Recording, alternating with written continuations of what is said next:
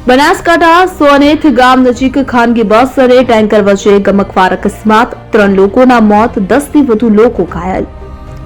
બનાસકાંઠા જિલ્લાના સુઈગામ તાલુકાના સોનેથ ગામ નજીક ખાનગી બસ અને ટેન્કર વચ્ચે ગોઝારા અકસ્માતમાં 3 લોકોના મોત નીપજ્યા હતા, જ્યારે 10 થી વધુ ઈજાગ્રસ્તોને સારવાર અર્થે હોસ્પિટલ ખાતે ખસેડવામાં આવ્યા હતા.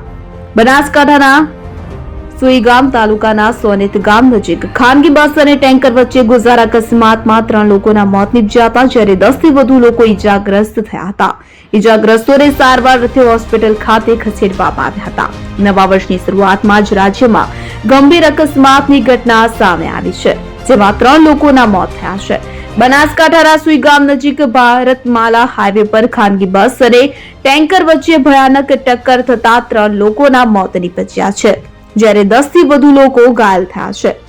મળતી માહિતી અનુસાર જામનગરથી રાજસ્થાન જતી લક્ઝરીને બનાસકાંઠાના જિલ્લાના સુઈગામ તાલુકાના સોનેથ ગામ નજીક રોંગ સાઈડે આવી રહેલા ટેન્કર ચાલકે ટક્કર મારતા ગંભીર અકસ્માત સર્જાયો હતો, કે જેમાં 3 લોકોના ઘટના સ્થળે જ મોત થયા હતા.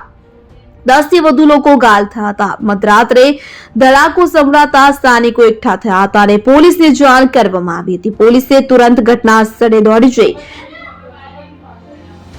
ઘાયલોને સારવાર અર્થે 108 મારફતે ભાભર અને થરાદ સહિતની સરકારી અને ખાનગી હોસ્પિટલોમાં દાખલ કર્યા છે, જ્યારે મૃતકોને પોસ્ટમોર્ટમ અર્થે સુઈગામની સરકારી હોસ્પિટલમાં ખસેડવામાં આવ્યા છે. અકસ્માત એટલો ભયંકર હતો કે ખાનગી બસોનો કચ્ચરગાળ વળી ગયો હતો. આ ઉપરાંત ખાનગી બસ અને ટેન્કરને અલગ કરવા માટે પોલીસને 3 ક્રેનની મદદ લેવી પડી હતી.